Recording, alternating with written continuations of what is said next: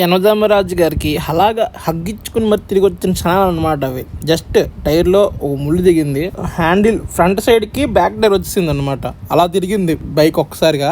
అది 20 స్పీడ్లో ఉన్నాం కాబట్టి, అదే 100 ఆ టైంలో ఉంటే మాత్రం మొత్తం గయా. నెక్స్ట్ ఇంకో షాకింగ్ విషయం ఏంటంటే, ఫ్రంట్ టైర్కి ఉండాల్సిన ట్యూబ్ బ్యాక్ టైర్కి వేసారు. ఆ ట్యూబ్ని అంటే సింపుల్గా చెప్పాలంటే ఫ్రంట్ ట్యూబ్ని తీసుకొచ్చి బ్యాక్ టైర్లో వేసారు.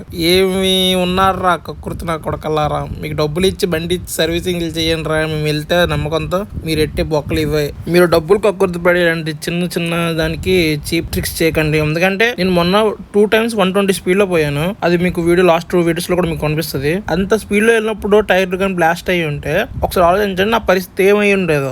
అందుకని ఈ మెకానిక్ అన్నయ్యలు అందరికి చెప్పాల్సింది ఏంటంటే, మీరు తక్కువ చేయమంటారు కస్టమర్స్, మీరు ఒకటే చెప్పండి అవ్వదు. అంతేగాని చీప్ వేసారంటే ఆడు ఏదో కక్కుర్తాడు, ఆడేదో చెప్తాడు, మీరు అవి వినకండి. ఒరిజినల్ ప్రైస్ చెప్పండి, ఆడే కొనుక్కుంటాడు పోయి బయటకు వెళ్ళి. మీరు ఏదో చీప్ వేసారు అనుకోండి, ఆడు పోతాడు, చేసినందుకు మీకు బ్యాడ్ నేమ్ వస్తుంది. దీన్ని బట్టి ఇక్కడ అర్థమైంది, హెల్మెట్ వేసుకుని బయటికి వెళ్ళి ఇలాంటి ఏమైనా చీప్ ట్రిక్లు ఎవరైనా చేసినా హెల్మెట్ ఉంటుంది కాబట్టి కొంచెం బతుకుతావు.